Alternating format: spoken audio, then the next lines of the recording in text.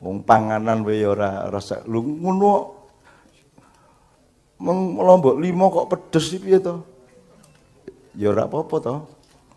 Ada yang berpendapat nek Mbak Via itu nek pesen rujak ya 15 lomboke. Nek aku telu wis ngebres gitu ya. Kalau istri saya 15, belum apa-apa dia. Kalau Pak Muzamil, dia sendiri adalah Lombok. Mulane kan ngomong ngene-ngene ya, Lombok. Nah, terus diobati pakai minuman yang namanya seperti. Ustaz, orang Madura tidak bisa nyebut Sprite. Kalau beli ke warung, Pak, ada sepertinya dah. Maksudnya Sprite. Angel Madura. Oh alah. Kalau di Lombok itu beda lagi. Di Lombok itu kalau orang makan nasinya nasi Lombok. Oke. Terus lauknya ikannya ikan Lombok, minumnya air Lombok juga. Oh, karena Lombok. Kalau di Lombok. Kalau Madura.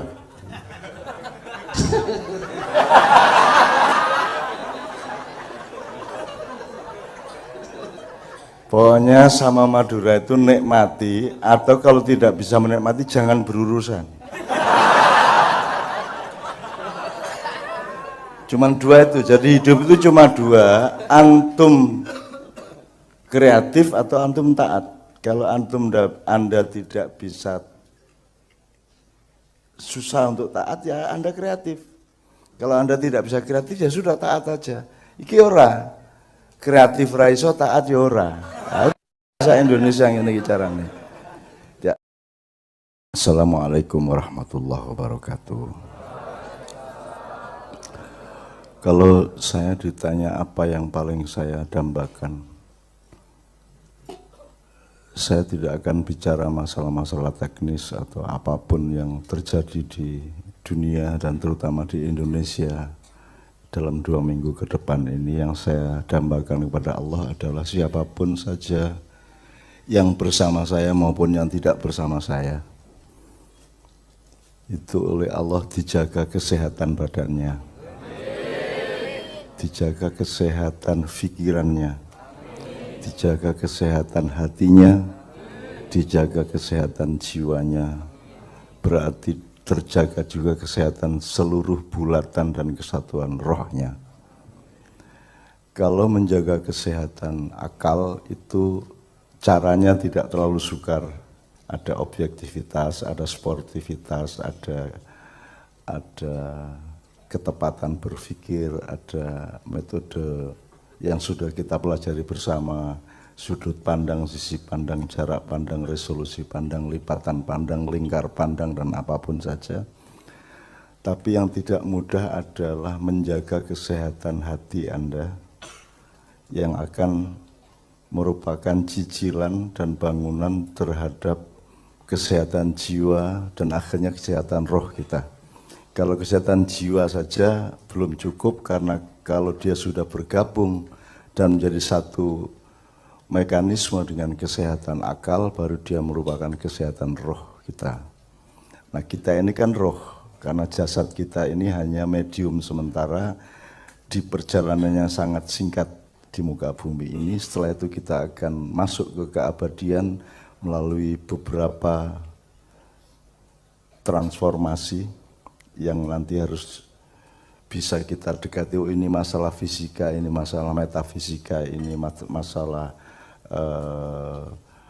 transformasi, ini masalah peralihan, masalah perubahan bentuk, ini ada yang radikal, ada yang revolusioner, ada yang evolusioner, dan seterusnya. Tidak sukar untuk menjaga kesehatan akal. Akal itu tidak disehatkan, tidak dijaga kesehatannya kalau hatimu tidak terjaga. Hatimu tidak punya antisipasi terhadap nafsu, karena kita punya 4 unsur ya, syahwat, hati. Syahwat ini loro ya, barangmu karo wetengmu ya. Dan puasa itu kalau hanya urusan bawah sama atasnya bawah ini, atas dan menengah bawah, ya, struktur sosial ya.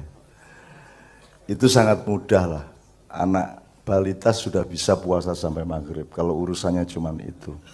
Kalau urusan puasa hanya sekedar tidak makan, minum subuh sampai maghrib, tidak perlu firman, tidak perlu perintah Allah. Itu bisa ditemukan sendiri oleh ilmu kesehatan manusia. Jadi itu masalah sangat sederhana. Tapi yang utama adalah puasa kehidupan dalam arti yang menyeluruh. Puasa, apa formula puasa untuk hatimu, apa formula puasa untuk jiwamu secara keseluruhan, dan apa sebenarnya puasa ruh.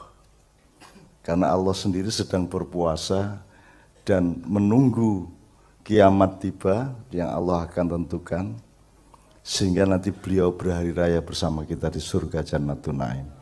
Gitu. Jadi kita ini latihan. Nah,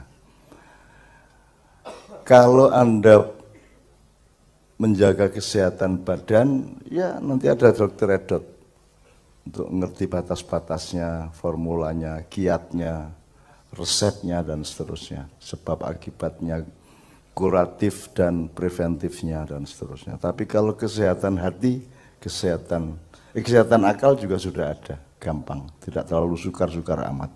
Rasa sekolah bahkan bisa lebih sehat akalnya daripada sekolah. Karena kalau Anda sekolah, Anda akan bertemu dengan banyak sekali gangguan-gangguan terhadap akal sehat Anda. Misalnya gangguan kepentingan politik, kepentingan proyek, nafsu dan seterusnya. Itu akan banyak gangguan, dan orang yang tidak sekolah adalah orang yang tidak mendapat gangguan itu karena dianggap tidak expert, maka dia tidak mendapatkan proyek-proyek dan legalitas. Jadi dia lebih tenang tidak sekolah. Tapi saya tidak menganjurkan Anda tidak sekolah. Saya cuma memaparkan kepada Anda, ayo dipertimbangkan kembali segala sesuatu dalam hidup ini. Kalau kesehatan hati, itu kan dia bukan atas sadar. Dia adalah sebuah wilayah yang sangat luas, luar biasa. Yang di bawahnya ada kompor nafsu yang akan membakar terus hatimu. Makanya Allah menemanimu dengan menyarankan agar engkau beriman kepada Allah. Kenapa beriman kepada Allah? Karena engkau sendiri tidak akan bisa menjaga rohmu. Yang bisa menjaga rohmu hanya Allah melalui para malaikatnya.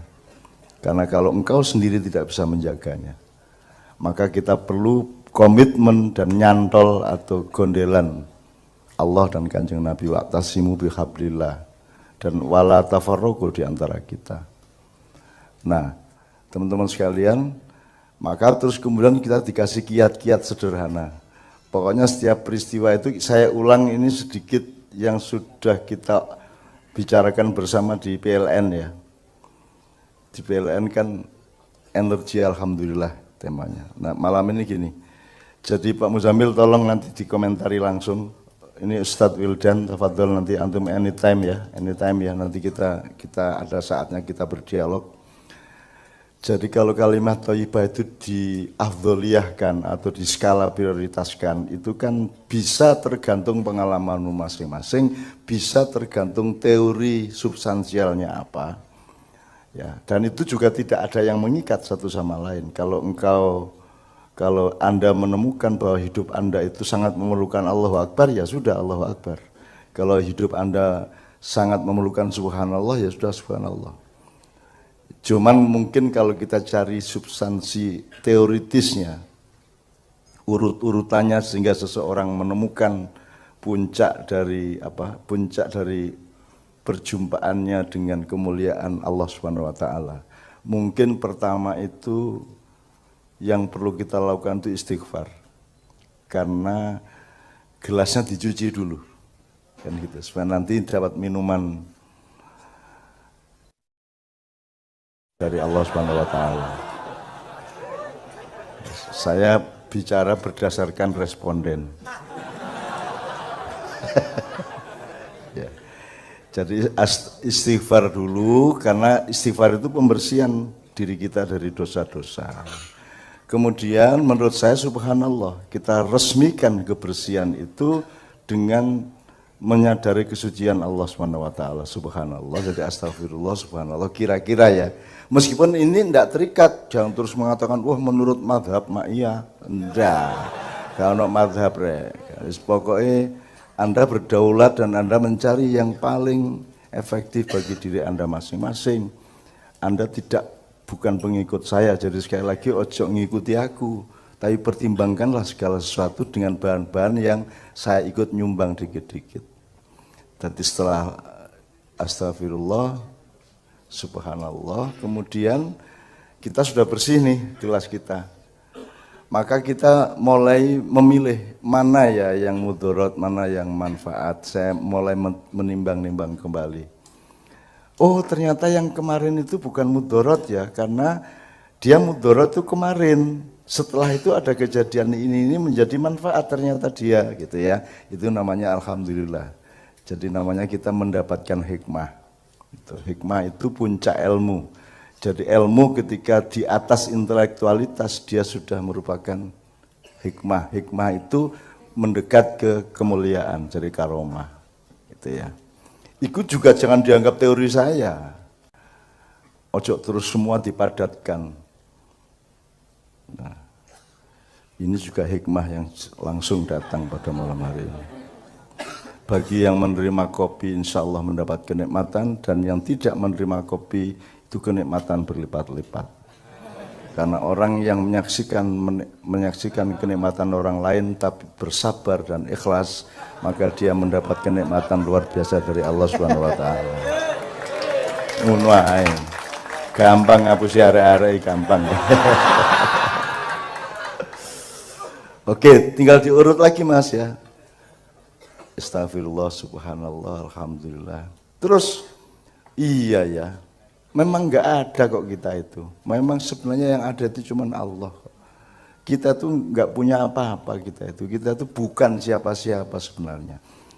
Sebenarnya semua itu ya la ilaha illallah. Maka kemudian la haula wala quwata illa billah. Udah, kemudian kita berderet terus, ada kalimat thayyibah yang sangat bermacam-macam yang Pak Muzamil mengatakan jumlahnya tidak terbatas sebenarnya. Semua bisa menjadi kalimat thayyibah. Meskipun disepakati sementara oleh para ulama, itu yang Anda hafalkan subhanallah walhamdulillah wala ilaha illallah wallahu akbar. Bahkan astagfirullah tidak disebut di situ. Wala haula wala quwata illa billahil aliyyil azim, itu ya. Dan itu tidak usah dipertengkarkan.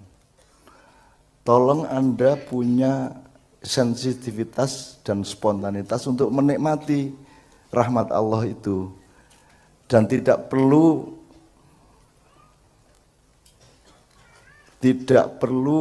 mencari-cari perbedaannya dengan cara sahabat Anda atau orang lain menikmatinya. Lho ya piye ta ya. Wong panganan wae ora rasa. Lho ngono lombok 5 kok pedes iki piye to? Ya ora apa-apa to. Ada yang berpendapat nek Mbak Via itu nek pesen rujak ya 15 lomboke.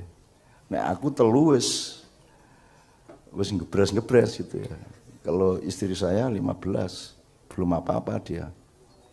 Kalau Pak Muzamil, dia sendiri adalah lombok. Mulane kan ngomong ngene-ngene ya, lombok. Nah, terus diobati pakai minuman yang namanya seperti. Ustaz, orang Madura tidak bisa nyebut Sprite. Kalau beli ke warung, Pak, ada sepertinya enggak? Maksudnya angel Madura. Oh alah. Kalau di Lombok itu beda lagi. Di Lombok itu kalau orang makan nasinya nasi Lombok. Oke. Terus lauknya ikannya ikan Lombok, minumnya air Lombok juga. Oh, karena Lombok. Kalau di Lombok. Kalau Madura?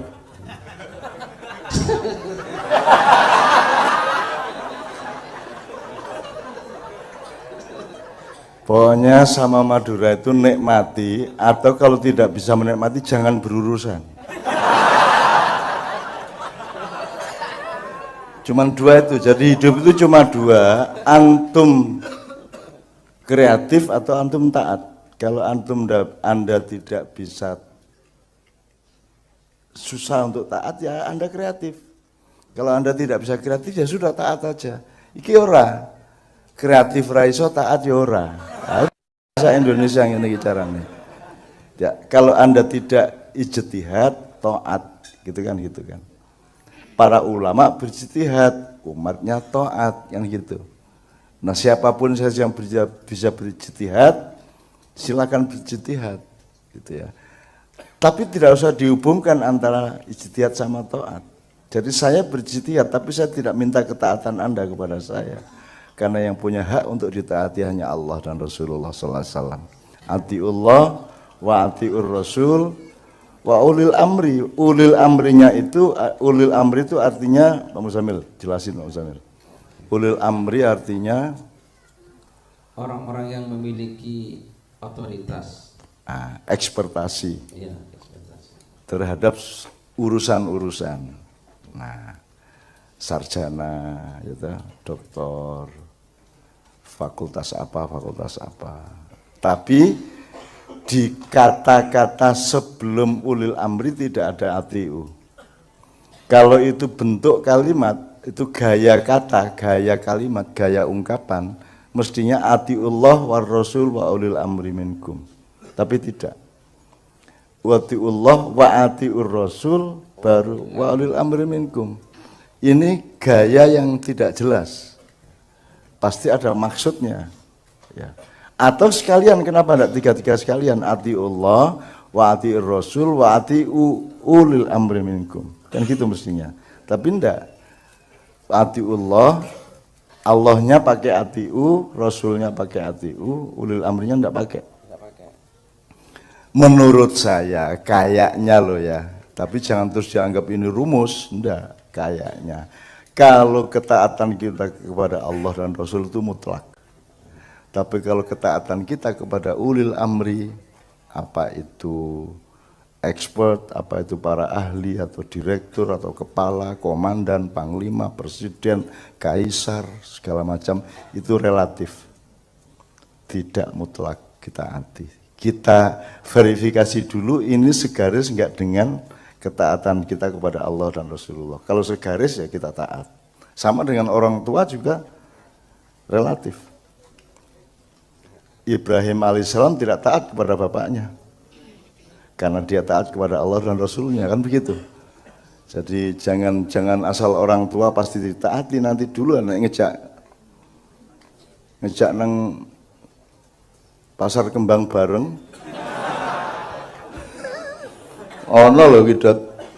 Bapak karo anake loro iki bareng-bareng nang pasar kembang iki ono lho iso nglakoni lho jan. Oh alah. Pira-pira dia. Wah, berarti ada referensinya di belakang sebelah kiri. Marjaknya gitu. Oke, jadi teman sekalian kita mulai dengan kesadaran itu. Pokoknya gini, kita itu kan lemah. Jadi kita harus milih Mas, mau taat atau mau cari sendiri.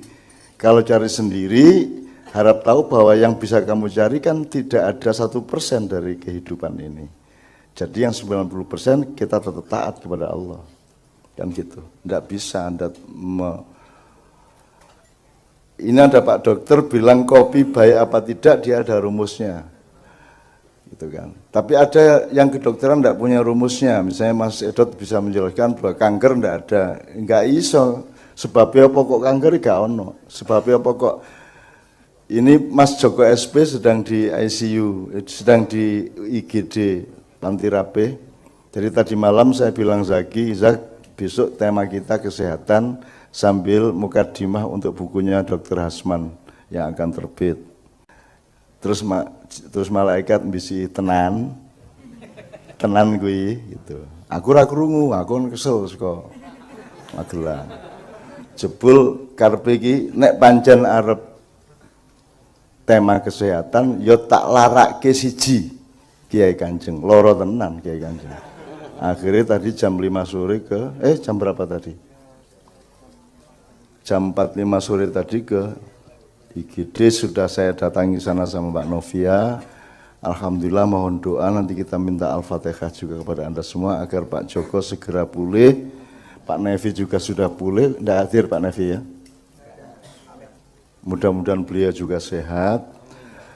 Dan aku njaluk tenan karo Kiai Kanjeng, tolong ojo ngawur manganmu, ojo ngawur uripmu. Turu ora turu dihitung tenan. Setiap ono mur sing longgar dirapeti. Nek kesehatan ini ngono kuwi. Anek mobilmu iku ana longgar sithik kok kamu biarkan besok akan besok lagi gitu. Pokoknya ada mur longgar siji cepet dirapetin. Ada sedikit gangguan Anda cepat perbaiki. Apa krasa apa ning kene cepet didoleki. Nek kowe ora iso goleki digosok nganggo ayat. Ya aja ming ayat tok ya nganggo ngopo ngono ben ya. Nah, terus tapi diayati, di Al-Fatihah difirmani gitu ya, digosok dengan lantaran firman Allah Subhanahu wa taala. Jadi teman-teman gitu ya, kita ini lemah gitu ya. Apa yang kita tahu kita enggak tahu. Sebenarnya kita ini semenit lagi terjadi apa kita yang enggak tahu. Kowe iki arep lara apa ora aku ya ora ngerti. Makanya salah satu yang paling prinsip dari bukunya Pak Asman adalah ada satu poin di antara 41 poin untuk epilog yang saya kasih itu, saya mengatakan tidak benar kalau saya itu sehat. Yang benar, yang hak adalah Allah sampai hari ini belum memberi saya sakit, belum memperkenankan saya untuk mengalami sakit. Itu toh. Tapi kalau dibilang saya sehat, tidak. Karena sehat itu milik Allah, bukan milik saya. Anda sesehat apapun bisa sakit, Anda sesakit apapun bisa sehat. Anda hidup sangat sehat, wis pokoknya dihitung kabeh, tetep iso lara. Kowe uripe ngawur ya iso ora lara. Ning aja tinggo pedoman sing nomor loro iki. Jadi gelandangan berpuluh-puluh tahun melaku ming sarungan kae. Ora nganggo kaos, ora tau adus, ora tau cetha mangane turune. Ya nek keturun ning trotoar ngono kae sak piturute ning sehat, ora masuk angin, ora paru-paru, ora sehat walafiat bisa juga. Jadi kesehatan milik Allah, sakit milik Allah, hidup milik Allah, mati milik Allah. Tapi pasti bahwa kita sangat lemah, kita sangat tergantung kepada Allah, apa saja.